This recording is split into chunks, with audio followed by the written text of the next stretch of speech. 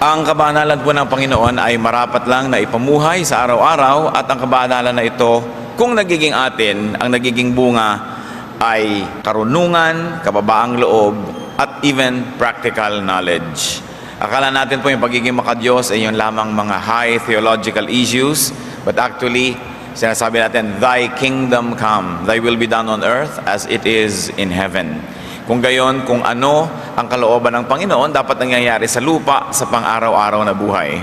That is why practical wisdom is part of genuine and high spirituality. At kung practical wisdom din lang ang pag-uusapan, wala na yatang hihigit pa sa halaga ng Proverbs o mga kawikaan. Sapagkat ang mga Proverbs ay mga inipon na karunungan ng maraming saling lahi, ng maraming nag-iisip at nag-o-observe sa buhay. At ito ay pinakikita sa maiigsing mga pangungusap na punong-puno ng kayamanan. Kumbaga parang latik na galing sa napakaraming gata, na galing sa napakaraming nyog. Pinaliit, kinonsentrate para lalong masarap at lalong mabuti. At ito po yung Proverbs. So the Bible is not only high theology but also very practical wisdom. It is heaven on earth. At sa atin ngayong paghahanap ng heaven on earth, pag-apply ng matatayog ng mga diwa sa ating pang-araw-araw na buhay, hahanapin natin sa Proverbs. And we will look for 8 proverb no-nos on work and money matters. Napakaraming sinasabi ng Proverbs na huwag gawin. At ngayon po ang titingnan natin 8 dapat na iwasan, hindi dapat gawin, tungkol sa paghahanap buhay, sa pagtatrabaho, at sa mga bagay na may kinalaman sa ating pananalapi. Amang Diyos, salamat sapagkat kayo ay God of wisdom, God of everyday life. Humihingi kami ng karunungan na maunawa yung salita, at nan sa ganon, magkaroon ng magagandang bunga sa pang-araw-araw na pamumuhay. Salamat po sa iyong karunungan na ibinibigay sa amin. Patawarin niyo po kami sa aming mga kasalanan, linisin niyo kami sa aming mga pagkukulang, at nawa Panginoon, kayo ang mangusap. Salamat sa pag-iingat nyo, sa mga tagumpay na ibinibigay. Salamat sa pagkandili nyo sa amin. Turuan nyo kami ngayon. At nawa sa pagtuturo nyo, ilayo nyo kami sa mga kasalanan, sa mga kamalian, sa mga panlilito ng kaaway. At ganon din ilayo nyo kami sa masasamang tao at masasamang espiritu. Let your wisdom prevail in our lives, and may we come out of this activity enriched by you, empowered to have a much better life. Father, teach us. In the name of Jesus, your Son, our Lord, we pray. 8 proverb no-nos on work and money matter. No, number 1, do not deny rewards to those who deserve them. Isang uri ng kabanalan na hindi natin ipagkait ang mabubuting bagay, gantimpala at kagandahang loob sa mga karapat-dapat na tumanggap nito. Proverbs 3:27, do not withhold good from those who deserve it when it is in your power to act. Kung kaya rin lang natin, abot kaya natin, ay huwag na nating tatagalan pa, huwag na nating pinahahaba pa ang paghihintay ng mga taong dapat ay tumanggap sa atin ng kabayaran o kaya ay gantimpala. Luke 10:7, for the worker deserves his wages. So unang-una na dapat na mag-isip-isip nito ay yung mga nagpapasahod, nagpapasweldo, yung may mga empleyado. Na huwag nang i-delay pa, kung pwedeng ibigay na, kailangan na ngayon, ibigay na. Huwag nang tagalan pa. At ibigay yung tamang amount sa tamang panahon, because the laborer deserves his wages. In Romans 13:8, let no debt remain outstanding. Kung sa gayon, hindi lang mga utang na pinansyal, hindi lang mga babayarin sa pananalapi, kundi pati ang pagbabayad at panunukli sa utang na loob. So that we return love for love. We give back to those who give to us. We smile back to those who smile at us. Sabi, dapat wala kang utang. Dapat lagi ka nagbabayad. So ang ginagawang mabuti sa iyo, lagi mong susuklian at susuklian agad-agad, huwag nag-ipaghintay pa. Do not delay the dispensation of good things. Kuminsan madali nating malimutan na hindi lang yan tungkol sa pera at pagbabayad ng mga utang, kundi paggawa ng mabuti sa ating mga mahal sa buhay. Kuminsan meron kang intensyon na i-blow out naman ng iyong asawa, ipasyal naman ng iyong mga anak, o kaya ay pakainin naman yung mga taong may mga nagagawang mabuti sa iyo, pero hanggang gano'n na lang, hanggang plano na lang. One good act is better than 1,000 good intentions. Hindi mo pwedeng sabihin sa isang taong namatay na balak pa naman sana kitang dalawin next month at dala ng prutas. Namatay na eh. Hindi mo pwedeng sabihin sa isang tao na lumayo na ang loob sa iyo na balak sana kitang ipasyal, mahalin, balak kitang isipin at pag-isipan lagi, pero lumayo na yung loob, hindi mo na maibalik, nahuli. Sabi nga ng mga matatanda, aanhin pa daw ang damo kung patay na ang kabayo.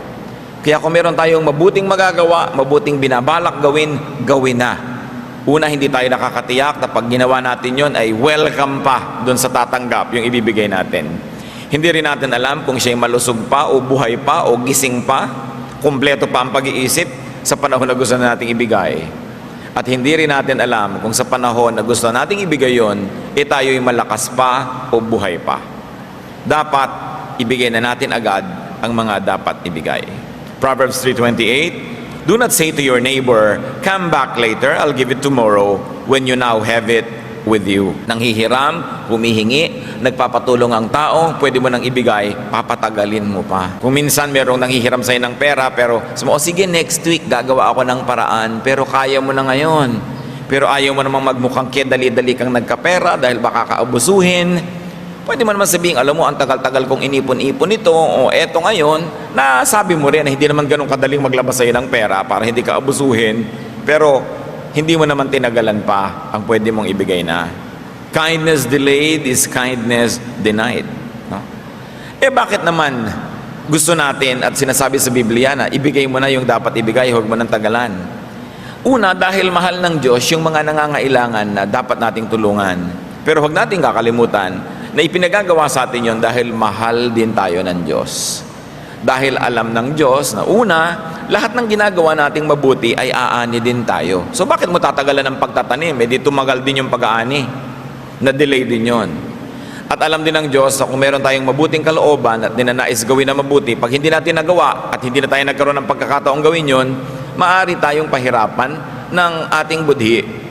Feelings of guilt will haunt you, you will feel bad, and it is not good for you and for your health. Kaya sa Proverbs, makikita natin lahat yung kabutihan na yan. Hindi lang pang ibabaw ng mga kabutihan, hindi lang yung mga instant results, kundi may malalalim na counterpart yan in the spiritual world na kahit hindi natin nauunawa ngayon, sundin na lang. Hindi magiging Proverbs ang Proverbs kung yan ay hindi napatunayan ng maraming saling lahi at ng mahabang panahon ng pagsunod at pagsuway na tama nga yan. So sundin natin dahil nauunawaan, at kung hindi nauunawaan, sundin pa rin. Kesa naman ang ating pairalin sa ating buhay ay kamangmangan, katigasan ng ulo, sapagkat yang nakasulat dyan ay napatunayan na totoo at epektibo. At huwag ding mambitin. Merong mga anak, dadalaw sa mga magulang nila sa probinsya, bibigyan naman, aabutan naman pala ng pera, pero kung kailan aalis na at pabalik na sa Manila. Samantalang iisip-isip yung matatanda, ano kaya ang bibiling kong ulam? Ano kaya ang ipapakain ko sa mga ito? Magkano kaya ang ibibigay sa akin? Uubusin ko kaya itong nalalabi kong savings dito? Paano kung konti lang ang ibigay? Paano na ako bibili ng gamot ko? Etc. etc. Meron din naman kuminsan, pupunta ka sa isang, inimbita ka ng isang church, sa isang kelayo-layong lugar, isang linggo ka doon at kung ano-ano. Mabuti ng mabuti kung yung speaker may baon, pero kung kailan aalis ka na at sasakay ka na doon sa buhos at saka palang ibibigay sa iyo yung love gift, so hindi ka malang nakabili ng kahit na maruya na pang uwi sa pamilya mo dahil kahuli-hulihang sandali na ibinigay. Dapat kung may ibibigay kayo, ibigay nyo na agad para yung pinagbigyan nyo makapagplano kung paano siya gagastos, kung paano ba siya magtitipid. Huwag nang tagalan. Do not keep people in suspense. It's a very important practical wisdom that godly people should never forget. Another Proverbs no, do not be lazy. Kailangan pa ba naman pag-usapan yan? Pero sabi nga ng marami, ang paalala daw ay gamot sa taong nakalilimot. Kung minsan pinag-uusapan natin, ba't kaya mahirap ang ating mga mamamayan? Mayaman ng Pilipinas, mahirap ang maraming Pilipino. Totoo rin naman kasi maraming taong tamad. Wala nang inisip kundi ubusin ang oras sa pagsasaya, sa pagtulog, sa pagpapahinga, sa pag-inom, sa pagchichismisan, sa paglilibang-libang, pero walang ginagawa na productive effort. Proverbs 20:13, do not love sleep or you will grow poor. Stay awake and you will have food to spare. Natutulog ang tao para magkaroon ng lakas para makapaghanap buhay. Hindi siya natutulog para lang matulog ng matulog at hindi nabubuhay ang tao para itulog lang ang buhay. And very importantly, do not associate with lazy people. Do not reward laziness. Kung minsan may mga kapatid ka na productive, merong mga tamad, Pero yung tamad, yun pa ang palahingi, yun pa ang palaasa, yun ang maraming iniisip na gastahan. Kailangan hindi laging sinusuportahan ang mga hilig at mga bisyo ng mga tamad, sapagkat lalo lang silang nasasanay na magpakatamad at iasa ang kanilang buhay dun sa mga masisipag. True godliness will result in industry. It will result in us becoming very, very good and excellent and fruitful workers. Hindi bagay ang tamad sa mga Kristiyano, sa mga sinasabing sila'y anak ng Diyos. Sapagkat sa Biblia, nakita natin na sa 7 araw, 6 na araw nagtrabaho ang Diyos. At sa ika-7, nagpahinga. We've got to earn the bread we eat. We've got to earn the food we eat. Unless we're too old, too young, or too weak, we are not exempted from having to work. Kung minsan din nakikita mo, marami mga tao, hindi pa naman talaga mahina, nagre-retire na, kaya tuloy nabibilis ang paghina. We can semi-retire, we can slow down a little bit, pero habang nabubuhay ang tao, mas magandang productive siya. Naghahanap buhay pa rin. Habang kaya ng isang tao na siya ay kumita fully o partially, dapat ginagawa yon. Hindi yung ambisyon na lang natin, kung minsan, iasa na lang ang buong panahon ng pagtanda natin sa ating mga anak. Bagamat mabuti, mainam, dapat na ang mga anak ay maging supportive sa mga parents. Mabuti rin na ang mga magulang, habang kaya natin, huwag muna tayong umasa. No? Kasi kung minsan, yung mga anak din naman natin, hindi na mapag-abot-abot ang kinikita nila, pagkatapos mag-aasawa pa sila, magpupundar, magsisimula sa buhay, nakagagapos sila. Minsan hindi na sila makaangat-angat, hindi na sila maka-take off sa dami ng dala-dala ng mga umaasa sa kanila. Ngayon, mainam lang umasa kung tayo sobrang tanda na nga, o sobrang bata pa lang, o sobrang mahina ang katawan natin dahil tayo may karamdaman. But we should always be productive.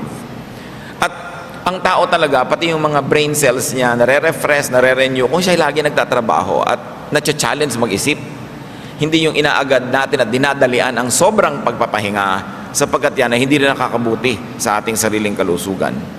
Do not be lazy. And another Proverbs no-no is do not cheat in business. Proverbs 20:23, the Lord detests differing weights, and dishonest scales do not please Him. Nakita po natin kung gaano kadetalyado ang Diyos, kung gaano kadetalyado maging ang Biblia, pati yung mga madadayang timbangan, kinamumuhian daw yan ng Diyos. So kung tayo ay nagtitinda, hindi dapat madaya ang mga timbangan. Hindi tayo dapat nandadaya in terms of quantity, in terms of quality, and sometimes in terms of schedules. Meron kang kontrata, dapat mag-deliver ka ng ganong bagay, tapos hindi mo naman sinisikap na ma-deliver at puro ang ino-offer natin excuses. This is not godliness in action. Ang salita ng isang Christian businessman ay isang kontrata na. At liban na lang tayo hinadlangan ng kalusugan, ng mga forces of nature, o mga bagay na lampas sa ating kakayanan, dapat pinaninindigan ang ating mga pananagutan. That we do not cheat in business, that people get what they pay for. Hindi yung dinadaya yung quality, yung quantity, at kung sari-saring mga pagtitipid. Kung minsan, nakakalungkot yan, bibili ka ng bahay na hulugan, ginawa ngang affordable, pero sobrang namang rupok. Maganda lang dahil may pintura, maganda lang yung itsura, pero konting hangin, konting bagyo, konting uga, giba-giba na yung bahay. How can contractors do this to people whose lifetime savings are going into this dream of owning a home or a house? Kailangan people get what they pay for. Marami mga kontraktor, ganun. Puro kadayaan. Dinadaya ang timpla ng semento, dinadaya yung size ng bakal, dinadaya yung kapal ng mga yero. Ang binabayad naman ng kanilang kliyente, tama. Hindi yan ginagawa ng mga Kristiyano. Again, bakit? Sapagkat ang itinatanim ay inaani. Pag ang tao naniniwala na may Diyos, hindi siya mandadaya. Sapagkat ang Diyos ang nagsasabi na kung anong itinatanim mo, aanihin mo. So bakit mo magtatanim ka ng hindi maganda na ikaw din ang aani? Another no-no na itinuturo po ng Proverbs. At ito yung madalas nating ulit-ulitin, pero parang hindi nadidinig ng iba, patuloy pa rin silang nabibitag na ganitong problema. Do not be a guarantor. Proverbs 22:26, do not be a man who strikes hands in pledge and puts up security for debts.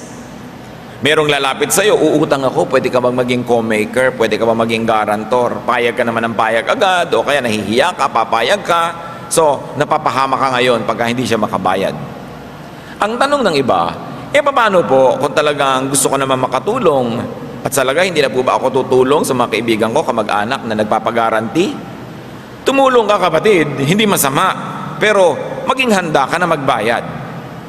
Kasi pag nag-guarantee ka, ibig sabihin nun, hindi ka lang pumipirma doon. Sinasabi mo, pag hindi ka nakabayad, ako magbabayad. Pagka hindi mo na kayang magbayad, ako ang magbabayad. O kaya kaya mo pero tumakbo ka, ako pa rin ang magbabayad. At handa kang patawarin yung tumakbo sa utang niya at ikaw yung napahamak. Pag handa ka sa ganung mga bagay, okay, mag-guarantee ka. Pero kung sasama ang loob mo dahil ikaw yung nagbayad, magkakagalit kayo dahil hindi niya nabayaran, huwag ka nalang mag-guarantee. So guarantee, yes. Be a guarantor, yes. But be ready to pay. Be emotionally, spiritually, and financially ready. Para kung sakaling nangyari, handa ka na, sabi mo, talagang ganun, pumirma ako, so akong magdusa dito. Dahil noon pa man niyakap ko na yung pananagutan na kung hindi niya ito mabayaran, ay babayaran ko. Hindi yung dinidemanda mo na siya ngayon, ginugulo mo na siya ngayon dahil hindi siya nakakabayad. Nag-guarantee ka Kasama yon.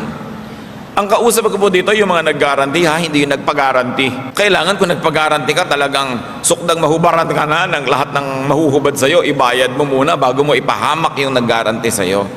Hindi yung bigla ka na lang mawawala. Mayroong mga ganyan at napakahirap talaga yung namamagitan ka. Yung may investment, may investor. Ikaw nagsabi, investor, mag-invest ka dito. Tapos ito nalugi, ito ngayon nagagalit sa'yo. O kaya ito tumakbo na 1, 2, 3 niya si investor, ikaw ngayon ang naipit. Ang hirap nun. So habang hindi kayo handa talaga na magbayad emotionally, spiritually, financially, huwag din kayong mamagitan sa ganung mga bagay. Ilang mga tao na ang alam natin na talagang tumakbo, na nirahan na sa ibang bansa, nag-exile na forever dahil napagitan sila sa ganung mga transaction. Naipit sila. Yung iba, alam naman nila at sinasadya nila, pero marami, inosente talaga, hindi nila alam na doon magwawakasyon. Yung mga nag-i-invest naman, tatandaan ninyo, ang investment, may kakambal yan na peligro. Walang guaranteed income. Hindi tayo tiyak kung anong talagang kakasigurado ka nakikita ang investment. Kaya pag may lumalapit sa inyo, sir, ma'am, sister, brother, mag-invest ka dito, siguradong kikita ito. So ang itatanong mo, love mo ba ako? O kaya kung hindi mo tanungin siya ng diretsahan, itanong mo sa sarili mo, love ba niya ako? Kasi kung ang sagot nyo, no or maybe, huwag kayong mag-invest. Bakit? Alam pala niyang tiyak na nakikita, ba't hindi niya ialok sa nanay niya, sa tatay niya, sa kapatid niya? Kasi yun ang mga love niya Ba't sa inyo? Doon pa lang mag-isip na kayo. Sure na sure ka pala bakit hindi mo hubarin yung hikaw mo, ibenta mo, i-invest mo? Sure na sure ka pala, nakikita yung investment. Bakit bumili ka ng bagong kotse? Bakit meron kang bagong bahay? Bakit bumili ka ng bagong condo unit? Ba't hindi mo in-invest? Sure na sure ka pala, nadadami yung pera sa investment na yan. Kaya yung mga nadadaya, kasi din, nagpapadaya, nagbubulag-bulagan. Yung mga nag-eengganyo sa atin na mag-invest, tapos sabihin mo, ay ang ganda ng bag niya, original na Gucci, original na ganito. Uy, ang ganda ng bahay niya, kabibili lang niya ng bagong kotse. Ang una niyong iisipin, hindi itong, wow, kumikita talaga ang investment niya. Hindi yon. Pinagkakakitaan kayo, kaya siya nakakabili. Yun ang isipin niyo. Pangalawa, huwag niyong isipin na kumikita talaga ang investment, kaya siya nakakabili. Kasi kung kumikita talaga yon, bawat perang hawak niya, i-invest niya rin. Dahil kumikita pala kasi ang mga tao umaandar kumisan sa atin yung inggit at kasakiman. Ang ganda ng bag niya. Siguro pag nag-invest ako sa ino-offer niya, makakabili din ako noon. Ang dami niyang cellphone, 5. So siguro ako makakapito pa ako, mag-i-invest din ako. Nakikita niyo, gasta ng gasta. Pakakaulit-ulitin ko, kung nakakatayak siya sa investment na ino-offer niya, hindi siya gagasta, i-invest niya yung pera doon. Pero ba't siya gastos ng gastos? Kasi meron siya mga nadedenggoy na mga tao. Tapos ngayon, iiyak-iyak ka pag tinakbuhan ka, iiyak-iyak ka pag hindi kumita yung investment mo. Hindi mo ba nakikita na sa high cost of living nitong ahente na ito o nitong namamagitan na ito, saan niya kukunin yun kundi sa mga taong tulad mo? Kaunting pag-iisip, makakaiwas tayo sa maraming dilubyo. So do not be a guarantor and do not believe people who always guarantee. Lagi akong may doubt sa ganyan. Yung nag-a-apply na driver, kaya mo ba na drive-in tong ganito? Opo, kayang-kaya ko yan. Pagka sinabi yung kayang-kaya, mag-doubt kayo. Dahil yung mga tunay na marurunong, titingnan nyo po, tingnan natin, sisikapin po natin. Kasi, dinadaya ka na maraming mga pangako. Yung mahilig mangako, walang laman sa loob. Kaya dapat ang tao nag-iisip-isip, no? Pagka sinabi mo ng isang tao, lumiligaw sa'yo, mamahalin mo ba ako for life? Pag sabi sa'yo, yes, promise. Mag-doubt ka. Kasi yung tunay na tao nagmamahal, ang sasabihin niya, I'll do my best, sisikapin ko. Dahil alam niya na pwede rin naman siyang matempt, pwede rin siyang magkulang. Yun ang mas honest na paraan at mas katanggap-tanggap at mas kapani-paniwala. Huwag tayo nagpapadala sa mga magagandang mga salita. Another no-no na itinuturo sa atin ng Proverbs, do not land grab. Proverbs 22:28, do not move an ancient boundary stone set up by your forefathers. Gumamit dito ng isang activity na talagang ginagawa ng marami, binubunot nila yung muhon, yung mga boundary ng lupa, kinakain yung kapitbahay para lumaki ang kanilang area. Do not take what is not yours. At sa pag-aagaw ng lupa na ganito, hindi lang literal na lupa ang pinag-uusapan. Do not grab credit if you don't deserve it. Kung hindi ikaw ang nag-isip ng isang ideya, huwag mong palabasin na ikaw ang nag-isip nun. Pagka hindi ikaw ang nakahanap ng hinahanap, huwag mong palabasin na ikaw ang nakakita nun. In other words, get what you only earn and deserve and what you really own. Hindi ka dapat mangaagaw. Once more, bakit? Because you harvest what you plant. Magtagumpay ka man na makapang-agaw ngayon, babalikan ka niyan at maaagawan ka. Kung minsan hindi mo alam na aagawan ka pala, akala mo nagtagumpay yung mga pang-aagaw mo noon, hindi mo nakikita na higit lalo palang dapat kang maraming tinanggap kung hindi ka naagawan bilang ganti sa mga pang-aagaw na ginawa mo. Lalong-lalo na huwag na mga agaw ng asawa ng may asawa. Diba? Talagang napakalaking gulo ang lilikain mo noon. Good manners and right conduct, merong magnobyo na, huwag ka namang agaw. Ngayon, kung nagkagalit sila, nagkasira, at saka ka nila magparamdam na available ka. Pero yung magkasama na, may usapan na, guguluhin mo pa, pang-aagaw ang ganyan mga bagay. Kasi sinasabi sa 10th commandment, you shall not covet. You shall not covet anything that belongs to your neighbor. Pagka ang isang tao naging covetous, mapaghangad, mainggitin, masisira na ang kanyang pangangatwiran, marami na siyang gagawing mali. Mga mali na kung minsan magbunga man ng instant pleasure, napakamahal ng bayad at babayaran din. Isa pa pong no-no sa Proverbs, do not accept goods that are not sincerely given. Huwag tumanggap, huwag mag-enjoy ng mga bagay na hindi naman buo at taos-pusong ibinibigay sa iyo. Proverbs 23:6-8, do not eat the food of a stingy man, do not crave his delicacies, for he is the kind of man who is always thinking about the cost. So yung mga matutuos daw na tao, kwenta ng kwenta, naku, huwag ka nalang magpalibre dyan. Huwag ka nalang tumanggap ng mga bagay na galing sa kanya. Kukwentahan ka niya at hindi ka pa nakatatalikod, sinisimula na niyang balakin kung paano ka sisingilin. Eat and drink, he says to you, but his heart is not with you. You will vomit up the little you have eaten and you will have wasted your compliments. Kung hindi daw taos-puso ang pagbibigay, huwag mo na lang tanggapin. Sabi na matatanda, kung hindi ukol, hindi bubukol. Hindi talaga para sa'yo. Kahit makuha mo, medyo nahiya-hiya, ibinigay sa'yo dahil ang pilit-pilit mo, hindi mo rin ma-enjoy yon. Sabi, you will vomit what you have eaten. Mahirap kumisang maunawaan ang kahulugan ng mga salitang ito. Dahil merong mga talagang eat and run. Ano ngayon kung ayaw niya, nakain ko naman. Ano ngayon kung ayaw niya ibigay, nakuha ko naman. So akala natin, nanalo na tayo noon, nagwagi na tayo. But the Word of God is true. And the wisdom of the Proverbs has been tested by the years, in fact by the thousands of years. So kung akala natin nananalo tayo at meron tayong kabig kahit na hindi gustong ibigay sa atin yung ating tinatanggap, hindi yun totoo. Do not take what is not given from the heart.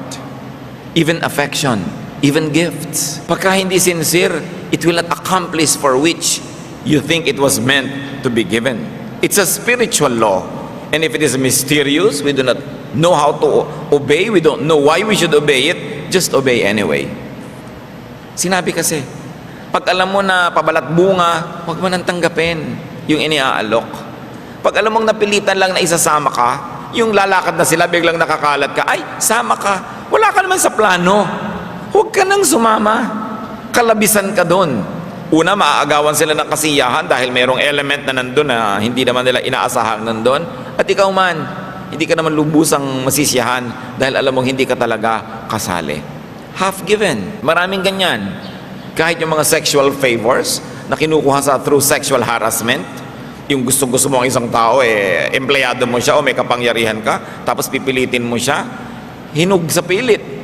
Kaya mapait daw yan, sabi ng mga matatanda. Huwag na lang, pagka hindi talagang suko at ibinibigay ng lubos, ano man yon, huwag mong ipilit. Huwag ka nagnanakaw ng halik. Diba? Kung hindi ka naman talaga hinahalikan, huwag ka magnakaw ng halik, kamumuhian ka lang. Makakainisan ka, maitutulak ka pa. At magtagumpay ka man, dun sa moment na yon, hindi ka na makakahalik uli. No? Napaka-importante yan. Tulad ng marami sa ating mga kapatiran, Pastor, pakis. Ano ako, artista? Nakikita kasi nila, may kinikisan ako, mga pinsan ko yun, mga kamag-anak ko, mga kaibigan ko matatalik. Ngayon, kung hindi tayo ganun, huwag na kayong magpakis. Diba? Dahil hindi naman dapat pinaggagawa yan.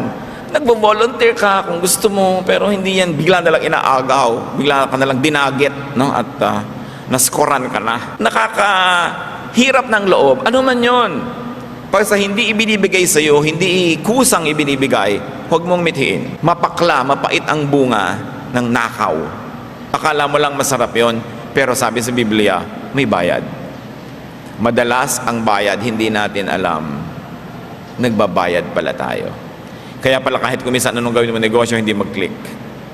Kaya pala kuminsan, ang sama-sama lagi ng pakiramdam mo, o laging mali ang nangyayari, o parang wala nang tama na mangyari sa buhay mo, nagbabayad ka pala. Pag lagi nangyayari, isipin natin, ano kaya, Diyos ko, ang mga utang kong di ko alam na utang ko pala, binabayaran ko tuloy. Bakit mahalaga na malaman natin kung ano yon? Para huwag na nating tuloy-tuloy pang gawin ang hindi dapat.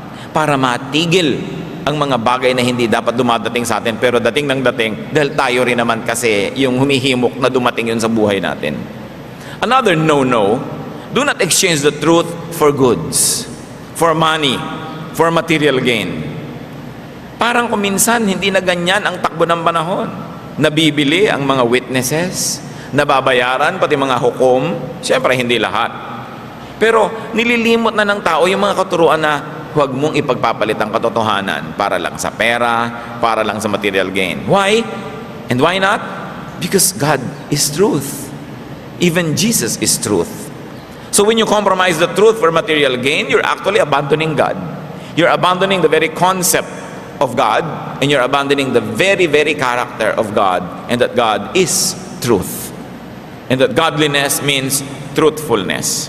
Proverbs 23:23, buy the truth and do not sell it.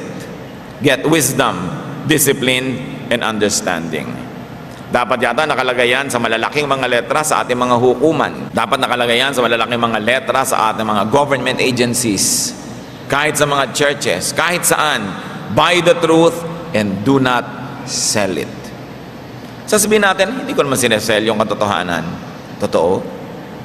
Pero kung minsan, kinakampihan natin yung makapangyarihan kahit sa sinungaling. We are selling the truth. We are selling out on our truthfulness. Kung minsan may naaaping isang tao na makatotohanan, makadiyos, hindi ka nalang kikibo. Kasi yung nangaapi, makapangyarihan, may pera, o may napapala ka sa kanya, that is a way of selling the truth. Nabebenta ang katotohanan, nabibili ang tao. Nagbubulag-bulagan siya sa kasinungalingan, o siya mismo ay nagsisinungaling, o hinahayaan niya na umira lang kasinungalingan dahil meron siyang napapala sa pagbubulag-bulagan at pagbibingi-bingihan. Pero isang uri ng pagtataksil sa Diyos, sapagat ang Diyos ay katotohanan. Ang mga taong makadiyos ay mabubuhay sa katotohanan, anuman ang maging halaga nun na dapat niyang ibayad. Kaya sabi, buy the truth. Meron kang ipapalit. Kung minsan hindi ka na-promote kasi truthful ka. Kung minsan hindi ikaw naging paborito kasi honest ka. Pero sabi niya, buy the truth and do not sell it. God is on your side when you do this. And we know that godliness is not always about instant gratification. Na ang tunay na mga kasiyahan sa piling ng Diyos ay hindi laging bigla-biglaan, kundi dumarating sa pangmatagalan in the long run when you run the race and finish it. Hindi tayo dapat mainipin sa gantimpala, lalong-lalo sa gantimpala sa mga nabubuhay sa katotohanan. Yung mga bigla-biglang mga gantimpala at mga sarap sa buhay, kadalasan, si Satan ang may offer niyan. Enjoy now and pay later. But the Lord and godliness is about building things up for the long haul, for the life that is way, way ahead. Hindi yung mga bigla-biglaan lamang. Sabi nga sa Tagalog, ditong Proverbs 23:23, hanapin mo ang katotohanan, karunungan at unawa. Pahalagahan mo ang mga ito at huwag pababayaang mawala. It is a spiritual law. Once more, it can be mysterious. The meaning, the immediate value and benefit is not always readily visible. Pero tulad ng nasabi na natin, salita ng Diyos, sundin. Whether or not we agree, whether or not we understand. Marami pa pong sinasabing no, no, no sa Proverbs, pero huli sa pag-aaralan natin ngayon, do not enjoy now and pay later. Do not gaze at wine when it is red, when it sparkles in the cup, when it goes down smoothly. In the end, it bites like a snake and poisons like a viper. Your eyes will see strange sights, and your mind imagine confusing things. You will be like one sleeping on the high seas, lying on the top of the rigging. They hit me, you will say, but I am not hurt. They bit me, but I don't feel it. When will I wake up so I can find another drink? Huwag daw mabuhay sa paglalasing. Maraming mga equivalent yan. Do not be high on alcohol. Do not be hooked on drugs. Do not be addicted to artificial intoxication. Sabi yung alak, masarap inumin, masarap sa bibig, masarap lunukin, pero ang sipa, later. Kaya pa nating maintindihan kasi yung mga wine na ginagawa sa Mediterranean areas, sa Israel, sa Greece, sa Spain, sa Italy, yung sa mga area na yan, yung wine talaga masarap sa bibig. So pwede ka talagang masarapan, uminom ng uminom, tapos bukas ang sakit ng ulo mo, lasing ka. Nung lasing ka pala, sinaksak mo yung kumpare mo, sinaktan mo yung asawa mo, sinunog mo yung bahay nyo, binusan mo ng kumukulong mantika ang anak mo nung bangag ka, tapos paggising mo, nagdurusa ka, pero maya-maya naghahanap ka na naman ng bagong fix. Paulit-ulit lang ang ganito mga bisyo. Pero tulad ng nabanggit, mas madaling maintindihan yung umiinom ng masarap, tapos nakakalasing pala at masakit ang ulo mo later. Pero yung mga iniinom ng marami nating kababayan, hindi nga masarap Ang pait, kailangan pa ng chaser. Diba? Kailangan pa ng pulutan para medyo malimutan mo yung guhit sa iyong lalamunan. Kaya pag may mga tagayan, ikaw ay nakainom na ako, ikaw naman, nagtutulak-tulakan actually kung sinong iinom. Pero bakit nag-uumpok-umpukan para mag-inuman? What the verse is saying is, do not exchange a morning after headache for a besotted sleep. Huwag ipagpalit, no? Sa konting sarap sa pag-inom, yung bukas may headache ka, may problema ka pala, meron ka palang gagawin na hindi mo nagawa, meron ka palang hindi mo dapat gawin na siya mo namang nagawa. Do not let the devil take tomorrow just so to have a good time tonight. Do not sacrifice long-term for short-term pleasure. And do not rest now and then work later because you did not do your work at the time that you should be doing it. Plant first.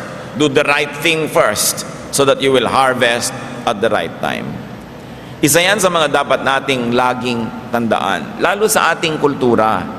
Lagi nilang nagiinuman ng mga tao. Bakit naman yung mga tunay na lalaki, hindi naman kapagkita-kita ng hindi nalalasing? At hindi naman titigil uminom hanggang hindi lasing. Sana uminom lang ng kote tapos tumigil na. Pero hindi, talagang 8 cases ng beer. Talagang hindi sila titigil hanggang hindi mga lango. Talagang hindi titigil hanggang hindi sila nag-aaway. Ang dami-dami naman magkakasundo nung nagsisimulang inuman, tapos mamaya nagsasaksakan na pala. Paano? Weak characters lean on strong drink. Yung mga duwag, hindi makapagsalita kundi lasing.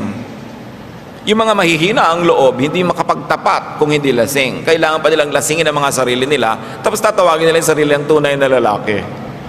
Kailangan mong malasing para ka tumapang. Anong tunay doon?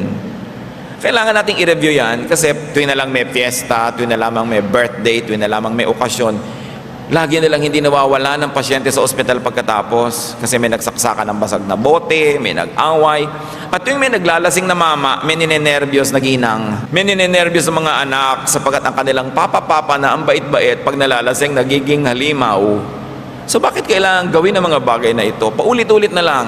Tingnan ninyo, generation to generation to generation, yung mga tatay na mangiinom, nagkakaroon ng mga anak na mangiinom, nagkakaroon ng mga apong mangiinom, na usually pare-pareho naman silang nakalugmok sa kahirapan, pare-pareho mga lubog sa utang, pare-parehong walang maging bunga ang buhay, hindi pa rin natuto na dapat baguhin ang paraan ng pamumuhay. Kailangang tigilan ang ganito mga bisyo. So work, business, money matters are very important elements of life. Kaya nasa Proverbs. Kaya nasa Biblia. The Bible, and now very especially the Proverbs, teach us on work ethics. Teach us on the way to a good life. They teach us values concerning money, business ethics, work ethics. Because spirituality should also be concerned about the here and now, about concrete realities. So we should learn from the Proverbs. Ama namin, salamat sapagkat marami kayo mga itinuturo. Yung iba alam na namin, kaya lang kailangan laging sariwain dahil nalilimutan din naman kahit alam. At yung mga iba, hindi masyadong madaling maintindihan. Turuan mo kami, Panginoong, unay unawain ang iyong mga pinagbabawal na ito. At makita namin yung karunungan mo kung ba't ito'y ayaw mong gawin namin sa buhay. Ngunit kung may mga bagay na hindi namin lubos maunawa, sumunod na lang kami. Sapagkat alam namin, Panginoon, ng iyong salita ay hindi pwedeng maging mali. Ituro mo sa amin na pakinabangan ng mga salita dito sa Biblia sa pamamagitan ng pagsunod sa kanila, sapagkat ito'y napatunayan na ng marami mga saling lahi at ito'y patuloy na nangungusap sa amin. Magbulay-bulay tayo mga kapatid kung ano man ang mga practical considerations that we should do because of this review. Sa palagay ko naman, walang bago tayong pinag-aralan, pero kailangan laging balik-balikan yung mga basics sa buhay sapagkat madalas yun ang nalilimutan. Ano ang mga dapat nating gawin bilang reaction sa mga paalalang ito? At kung meron man tayong isa o dalawang practical things that we should do, sasabihin natin, ito gagawin ko, ito hindi ko gagawin, nakinabang tayo ng lubos sa pagtitipon-tipon, sa pagsamba, at sa pag-aaral ng salita ng Panginoon. Magbulay-bulay tayo sa ilang saglit ng katahimikan.